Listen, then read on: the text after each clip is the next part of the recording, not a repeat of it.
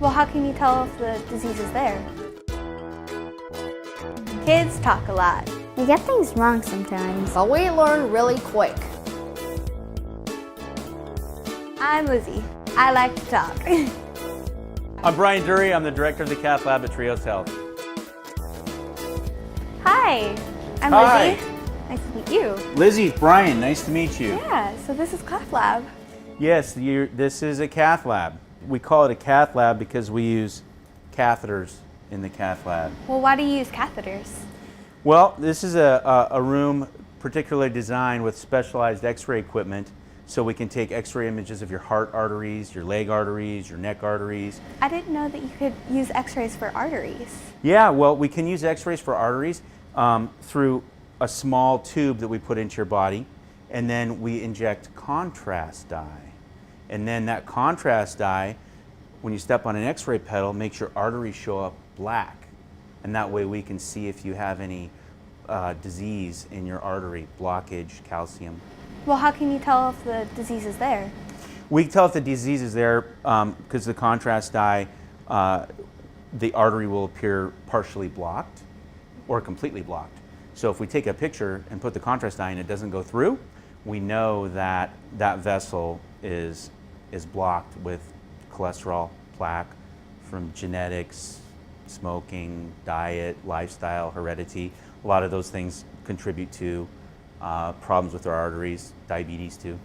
Wow. Yeah. So what does this stuff do? Well, this is called a sheath, and we put this in your femoral artery in your hip. So it goes about right here. Actually, it's going to be pointed up, but we would numb up the area here like a dentist would numb your tooth up before he works on it. So it doesn't really hurt that bad. So we numb it up. We put this access tube in. There's a cool little one-way valve on here, so you don't leak any blood out, and we don't want any air getting into you. So this is going to be in an artery, and then through that artery, we are going to use wires, catheters, and then eventually balloons and stents if you need them. Wow. So this wire then will go through this tube, travel up your aorta, around your aortic arch, and then over the wire we'll put this catheter, and we will, awesome. We'll get this catheter up here, and this is hanging out at the end of your body, and then we hook this to the contrast. And then we have a special machine, we press a button and it ejects contrast out of here, and then it fills those arteries. We take a picture, and all of your arteries will show up like black tubes, just like a picture. And then we actually save it like a picture. And then if we see an area that has a narrowing, we can go in over that same wire with this cool looking balloon. The balloon isn't blown up when we get into your body, so it has to be small. And then we get that right but where the blockage is. We use X-ray there's markers on here, and we blow it up and it pushes the plaque out of the way. It makes the tube bigger. And we usually do that in preparation for a stent. And then, so we do a balloon, that's called balloon angioplasty. So we'll put the balloon in, make room, blow it up, make a bigger tube, and then follow it with a stent. This is a stent that's been deployed, so it's fully expanded.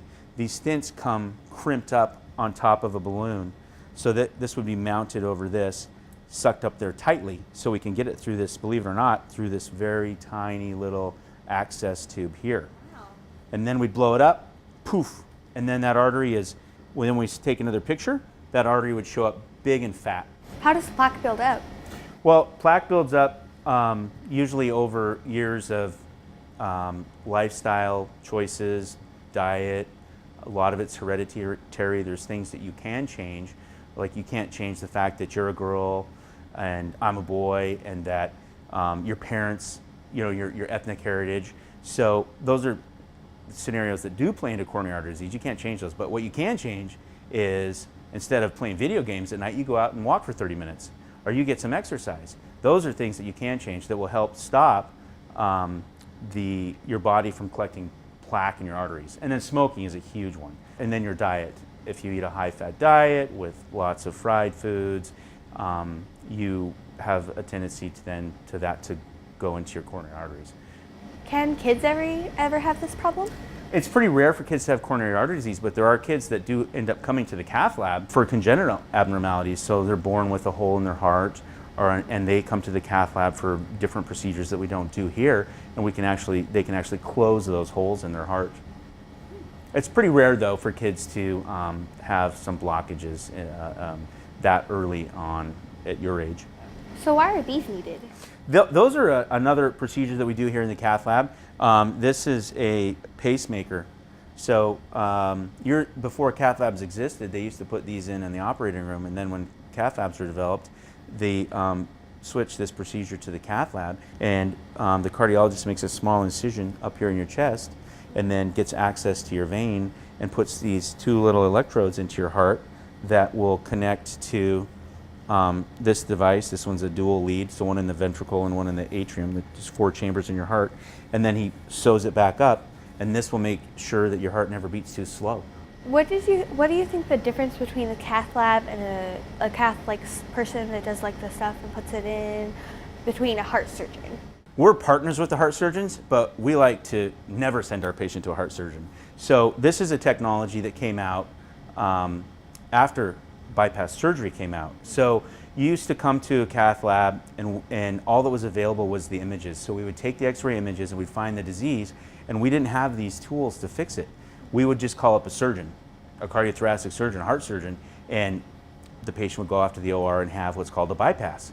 So when these tools came out, we started fixing the patients so they did not have to go in and have the large incision and their chest opened up and 5 or 6 days in the hospital and 3 months of recovery time. So that's exciting about the cath lab too, is the recovery time is so quick. But we certainly cannot fix everybody. And what the research shows is that when you have diabetes, multi-vessel disease, we need to send you to a surgeon. So everybody works together as a team and tries to fix the coronary artery disease. What are 3 things that you think people need to know mostly about cath labs? Well, that's a great question. I think the 3 things that people should know about the cath lab is that, one, the last 23 years that I've been working as a nurse, is that it's a procedure, it's not surgery. A lot of times people say it's surgery. It's not surgery. There's not usually general anesthesia involved, so it's minimally invasive. So I like people to know that it's a pretty easy procedure to go through. If you can go through a crown in the dentist's office, you can easily go through an angiogram. 2 is that technology and procedures are available locally, and that they need to ask your doctor about them. For any procedure, what minimally invasive procedure is there locally that can help my condition versus a larger surgery? And then 3 would be that there's exciting technology coming out in the cath lab every day. We didn't even talk about IVUS, which is intravascular ultrasound. And some companies right now are working on a bioabsorbable stent. So this is a piece of metal.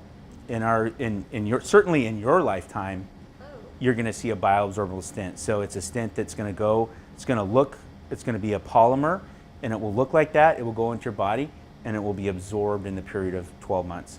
And then you'll have a healthy vessel left behind. So I'm hoping they have that perfected by the time I need this kind of procedure. To tag in on that, I would say that really what we should all encourage is that you live a healthy, active lifestyle so you never have to come here.